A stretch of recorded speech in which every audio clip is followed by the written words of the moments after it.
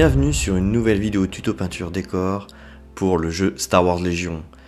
Aujourd'hui je vais peindre ce bâtiment du Kickstarter de Multiverse.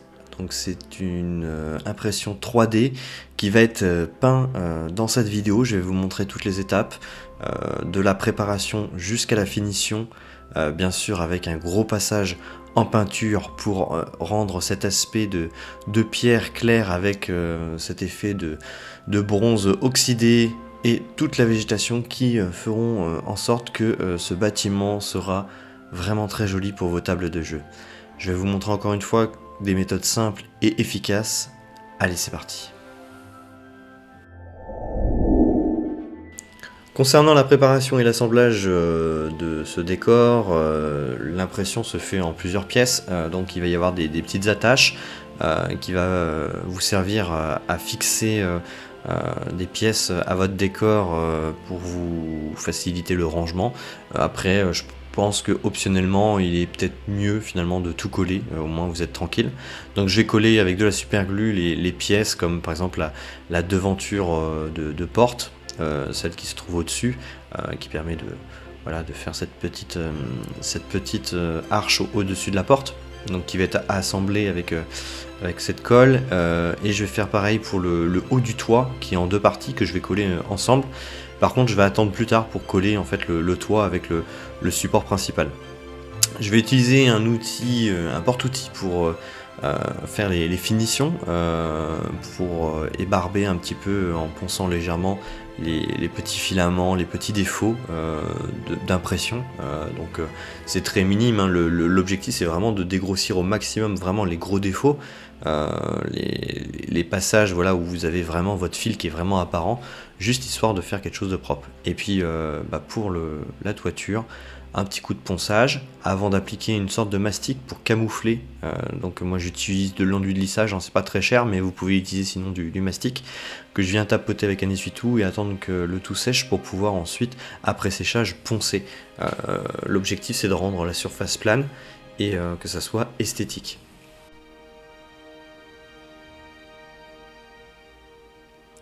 Donc je fais ce procédé là vraiment où il y a toutes les jointures, où c'est nécessaire.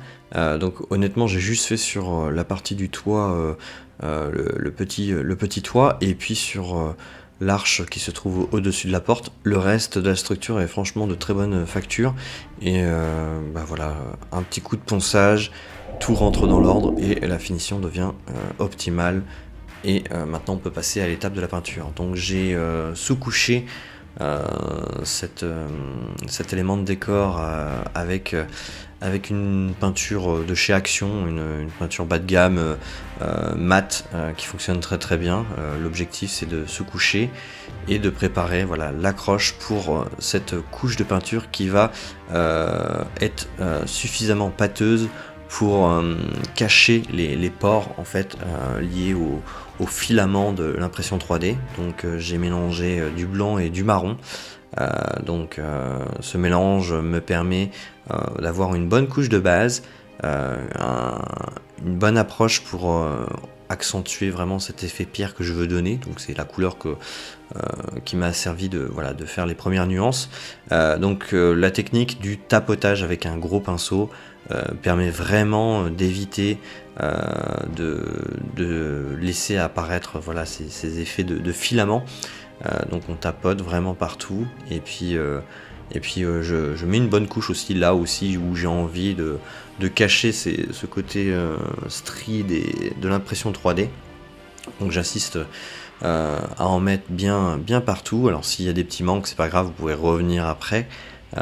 Mais l'objectif voilà, c'est de camoufler au maximum. Une bonne couche en tapotant, ça cache vraiment les défauts de l'impression.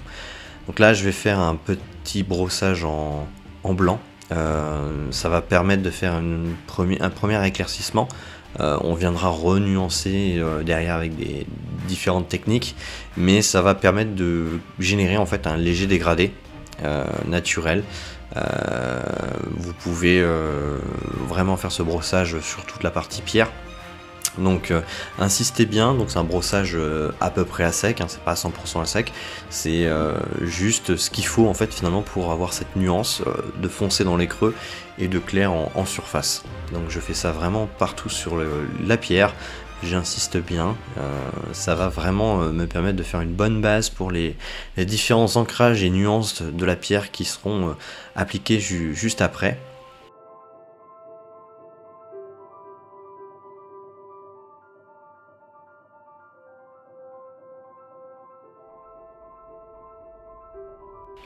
Donc là je vais faire un mélange de marron et de noir, donc un marron très très foncé. L'objectif c'est de créer un jus de marron très foncé pour nuancer la pierre, pour pouvoir faire des dégradés, mettre en évidence encore plus les détails en fait de cette pierre.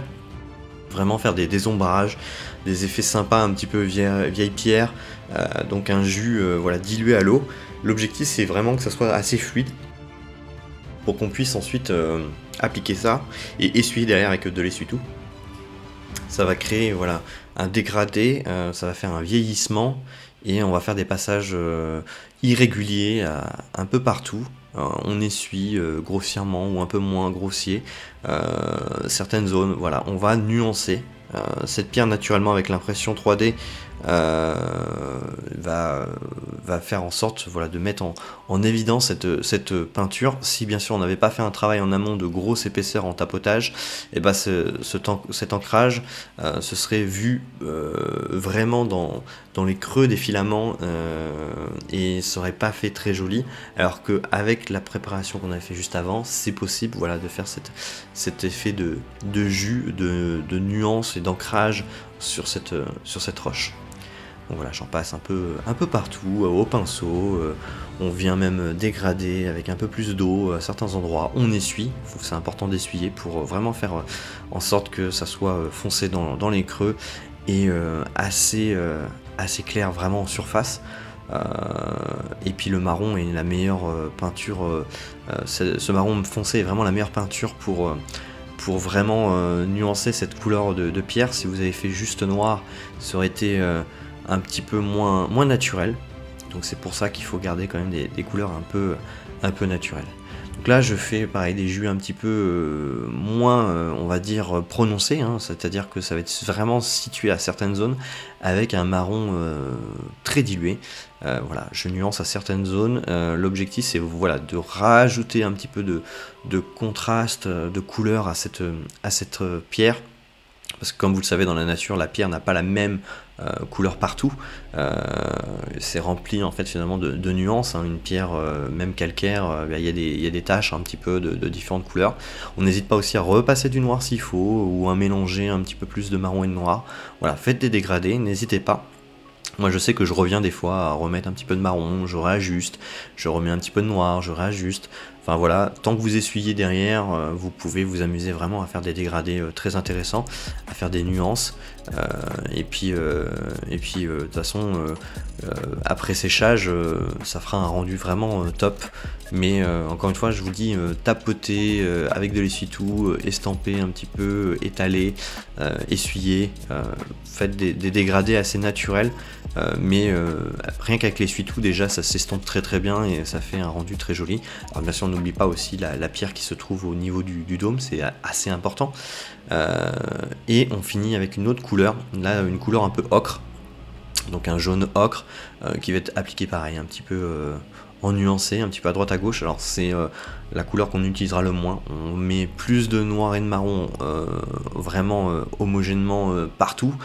De marron pur on en met un tout petit peu et puis de jaune ocré encore moins. L'objectif c'est de pas de surcharger non plus, c'est pas la couleur dominante doit rester quand même assez claire, voire marron foncé dans les creux, mais voilà, ces petites touches de ces petites couleurs là un petit peu à droite à gauche va donner vraiment un aspect naturel à votre pierre. Et pareil on peut restomper avec voilà, des anciens jus pour vraiment nuancer, pour chercher un petit peu votre pierre naturellement. Et puis le fait de tapoter et d'essuyer, bon bah voilà, vous pouvez réeffacer un petit peu et revenir en arrière légèrement. Le tour est joué. Donc après séchage, vous voyez, hein, ça s'estompe très bien. On va finir par un brossage à sec en blanc pur. mais il est impératif que le tout est bien séché. Donc attendez vraiment que le tout soit bien sec, ça se sent. Vous voyez si par exemple c'est humide au toucher ou si ça brille, bon bah, c'est que c'est pas sec, et sinon ça va dégueulasser ce brossage à sec. Donc il est important que tout soit bien sec pour que le brossage soit très joli. Donc un brossage à sec plus important que le blanc qu'on avait fait tout à l'heure, pour la simple et bonne raison que ça doit pas être trop intensif. L'objectif c'est vraiment voilà, d'éclaircir en surface et de laisser voilà, cet effet de nuances de couleurs qu'on avait fait au niveau des jus dans cette pierre. Donc là on va faire un mélange 50-50 de marron et de noir pour faire cette couche de base du toit et puis de toutes les parties un peu bronze. On va pas utiliser de peinture bronze pure parce que c'est pas très esthétique, on va dire. Ça marche mieux avec un marron très foncé, et de toute façon vu que l'objectif c'est de l'oxyder, et c'est une bonne base qui va permettre vraiment de mettre plus en évidence finalement l'oxydation que si on avait utilisé du bronze pur. Moi je préfère utiliser voilà, ce marron très foncé qui va me faire une bonne base. Alors voilà, j'en mets vraiment partout sur la toiture, je l'applique en bonne couche parce que c'est pareil, hein, on n'hésite pas, hein, vu que c'est de l'impression 3D, c'est pour cacher vraiment ces côtés un petit peu filaments. Je fais pareil sur la bague qui se trouve sur le bâtiment, sur l'espèce de montant qui se trouve à l'arrière du bâtiment, la collerette du petit porche. Enfin bref, voilà, toutes les parties marron, que ce soit les grilles, que ce soit les petits blocs au niveau de la porte, et puis la porte. Donc tout ça qui va recevoir cette couleur marron. Donc bien sûr vous n'êtes pas obligé de suivre cette couleur là, vous pouvez faire autre chose. Encore une fois, lâchez-vous, faites-vous plaisir, mais si vous voulez suivre ma technique de peinture, vous pouvez voir ce genre de technique avec cette peinture marron qui va être utilisée vraiment sur tous les autres éléments. Finalement, il n'y a pas beaucoup de peinture utilisée pour ce décor, et on recycle pas mal de peinture pour voilà, faire différentes techniques, que ce soit la toiture, la pierre, etc. Donc on a même peint voilà, le toit voilà, du petit porche de la même couleur que le toit classique. Je pense que c'est mieux adapté de tout faire en fait un petit peu homogènement, hein. Ça reste quand même quelque chose de très intéressant. Là on va peindre la pierre qui se trouve à la base du bâtiment. Alors j'ai utilisé cette couleur là, mais vous pouvez utiliser une autre couleur, hein. Vous pouvez faire couleur sable comme vous voulez. Moi je voulais faire une couleur pierre grise, et j'ai utilisé du gris type souris pour cette couche de base. Donc là il est temps pour moi de fixer le toit, donc c'est bien sûr pour voilà, me faciliter la tâche, que j'avais préféré ne pas le coller au début, mais maintenant que j'ai fait le plus gros, j'ai plus besoin de le laisser décoller, et ça va être plus pratique. Donc là je vais faire un brossage en marron pour éclaircir un petit peu ce toit. Donc ça peut être un dernier éclaircissement si vous voulez un toit non oxydé, mais après on va l'oxyder, donc c'est à vous de voir si vous voulez voilà, laisser un marron tel quel comme vous pouvez voir à l'écran, ou si vous voulez pousser un peu plus dans l'oxydation, faire un truc un peu plus vieilli. C'est à vous de voir, les goûts et les couleurs. Honnêtement j'aime bien les deux, mais je pense que ça fait plus Star Wars de le faire un petit peu oxydé. Donc brosser voilà, avec un pinceau large, vraiment toutes les parties marron foncé qui sont censées un petit peu représenter la couleur un petit peu bronze sombre. Donc là on va faire de la peinture noire très diluée, donc on aurait pu garder par rapport à la peinture précédente pour la roche, c'est un peu la même technique. On va faire un jus en fait qui va venir ancrer cette base, ce gris souris, donc un noir très dilué avec de l'eau, et on va ensuite s'occuper du toit avec de l'oxydation. Donc comme je l'ai dit, c'est une option, c'est comme vous voulez, mais je vais utiliser cet oxyde de chez Citadel, donc une peinture Technicolor qui est vraiment très sympa. En tapotant et en essuyant, on a un effet d'oxydation. Donc il est important de ne pas l'appliquer et le laisser pur, il est vraiment important de l'estomper. Sinon c'est vraiment pas beau, mais le fait de l'estomper, bah, ça fait une vraie technique d'oxydation, ça fait vraiment très joli. Donc combiné avec le tapotage du pinceau et le tapotage avec un essuie-tout, le fait de ne pas recouvrir à 100% aussi non plus le toit, laisser des petites taches un petit peu, on va dire, brutes, et venir estomper, ça fait quelque chose vraiment de sympa et naturel. Donc pareil, je fais ça sur toutes les zones voulues, hein, c'est-à-dire les bagues, la porte, les zones un petit peu, on va dire, de marronnées, voilà, genre les blocs ou les grilles d'aération, voilà. Le tapotage, alors attention de ne pas trop surcharger la porte pour que ça soit pas non plus trop illisible, parce que c'est quand même rempli de pas mal de détails. Il faut vraiment trouver l'alchimie, et n'hésitez pas à en mettre pas beaucoup et venir estomper que trop surcharger. C'est un conseil que je vous donne. Après c'est les goûts et les couleurs, mais quand vous avez beaucoup de détails, ça serait dommage de gâcher ces détails, parce que le fait que ça soit très nuancé, eh ben, ça va prendre le dessus sur les détails, voilà, de cette impression 3D. Mais voilà, l'oxydation est terminée et on voit que ça fait vraiment un chouette rendu. Donc cette peinture Technicolor de chez Games Workshop est vraiment top, et je vous recommande. Donc là je vais peindre avec une peinture acrylique noire les fils. Donc pareil, je réutilise un peu les mêmes couleurs. Vous voyez, hein, je cherche pas à acheter d'autres peintures. L'objectif c'est de réutiliser au maximum pour avoir des choses assez naturelles.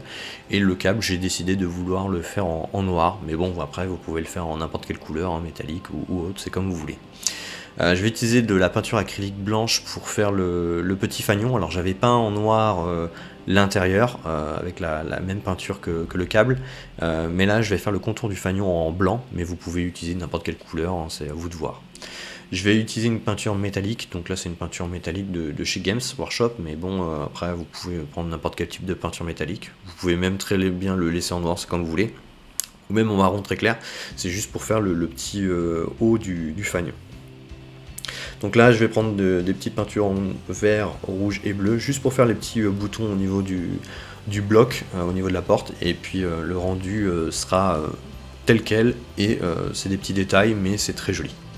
Je vais utiliser de la speed paint, donc cette speed paint va être diluée à l'eau pour faire un ancrage vert, mais bon, on aurait pu utiliser une encre verte, on va dire type olive ou kaki, pour faire cet effet un petit peu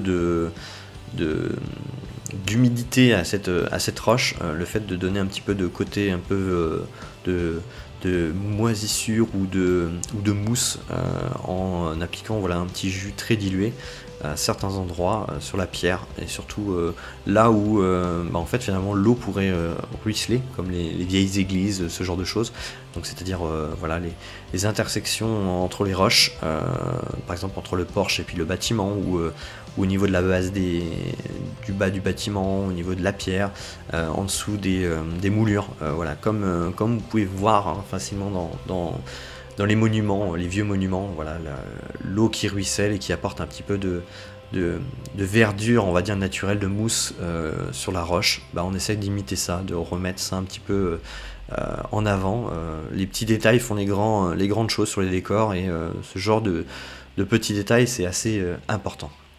Donc là je vais utiliser une peinture pigment liquide de chez Green Stuff World, donc Like Earth, donc une peinture très claire qui va sécher, qui va faire une granulosité très légère, et qui va me servir avec cette couleur un petit peu orangée à faire cet effet un petit peu de coulure, un petit peu de type un peu rouille, on va dire, entre guillemets, ou voilà, de nuances par rapport à la roche. Donc, je trouve que ça fait sympa, et ça donne vraiment un aspect assez naturel.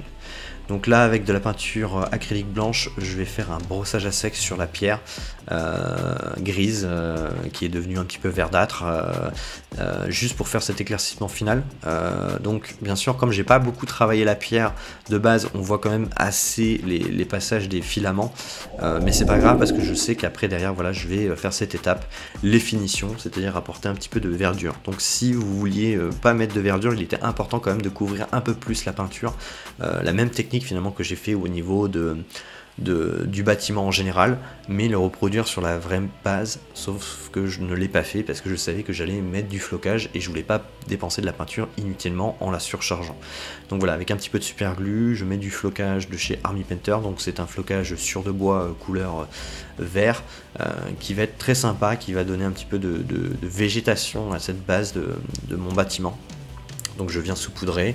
L'avantage de la super glue, c'est que c'est très solide, ça tient. Mais bon, vous pouvez sinon utiliser de la PVA, mais sauf que le problème de la PVA, c'est que ça met un petit peu de temps à sécher, contrairement à la super glue qui est immédiate. Donc là, je vais utiliser des petits buissons de chez Green Stuff World, donc dark green, donc un vert foncé, mais vous pouvez utiliser sinon le vert clair ou d'autres couleurs comme vous voulez.